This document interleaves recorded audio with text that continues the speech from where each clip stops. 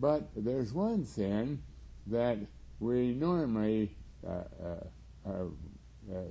human race has been especially trying not to commit, and that's the sin of homosexuality. We look upon that sin as particularly bad and pretty horrible, and yet the fact is that the punishment for the sin of homosexuality is exactly the same punishment for the sin of telling a lie, or any of the other smaller things that we think about as being very small. The fact is, however, that God has kept the human race from that particular sin to a far higher degree than the sin of murder or the sin of adultery or the sin of many other sins that are or lying or stealing. They are far, far more common. But there's a curious situation developing in our day, and it involves homosexuality. It is a sin that is spreading far and wide. Now, like I say, it doesn't mean that those who engage in adultery or in homosexuality are more grievous sinners than anybody else. The punishment is the same as for any other sin. But the character of the sin is unusual. The Bible very clearly calls it a sin. We read, for example, in Leviticus chapter 18, verse 22, "Thou shalt not lie with mankind as with womankind." It is abomination. Abomination is a word that means it is completely in rebellion against God, and that is what sin. But homosexuality has a very important place in God's plan for the world. Now, all through the history of the world, homosexuality has been somewhat of a problem, but in our day, it is not looked upon as sin anymore. It is looked upon as another way of living, another lifestyle, and it is spreading greatly over the whole earth, and it is held up as being a very wonderful activity. Now, why is this? We learn that God uses the sin of homosexuality as a sign that we are right near the end of the world. God refers to Sodom.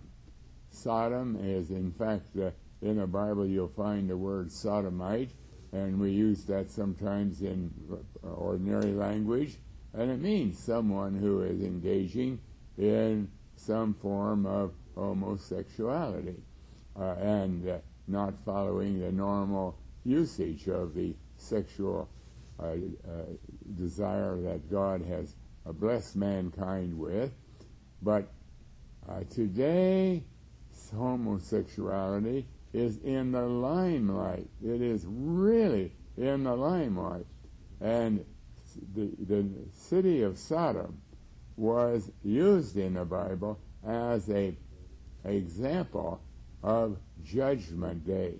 We read in the book of Jude, for example, where God is describing the punishment or judgment of mankind, and we read there in verse 7 where he says, "Even as Sodom and Gomorrah and the cities about them in like manner, giving themselves over to fornication and going after strange flesh," that is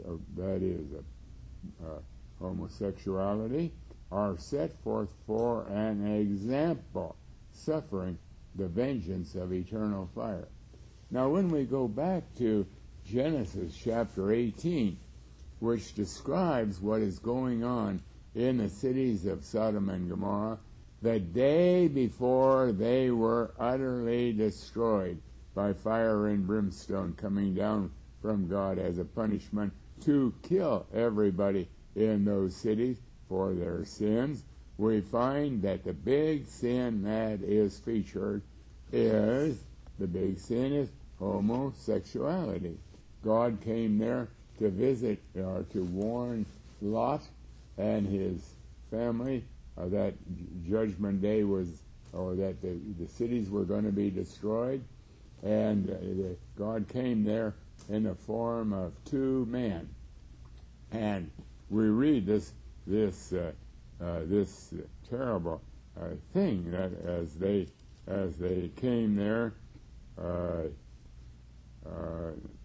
in verse 4 of Genesis 19, and before they lay down, the men of the city, even the men of Sodom, compassed the house round, both old and young, all the people from every quarter. And what did they want? And they called unto Lot, and said unto him, Where are the men which came in to thee this night? Bring them out unto us, that we may know them. That language, that we may know them, means to have the intimacy of sexual relationship with them.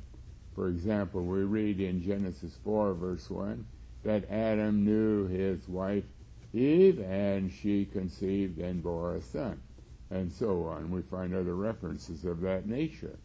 And but the two men who were actually God himself to warn, who had come to warn Lot, closed the door and made the men outside blind, so that they were not able to cut down the door, which they were ready to do. But that language is indicating that homosexuality was enormously,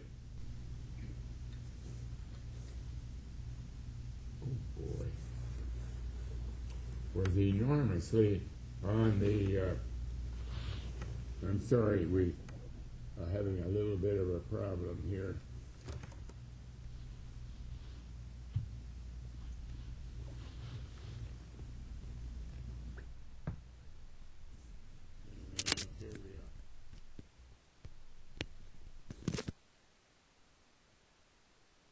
The sound is going to be a little bit better now than it was.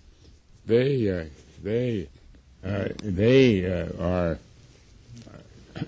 talking about what's happening in Sodom, and they wanted to commit homosexuality with these two men.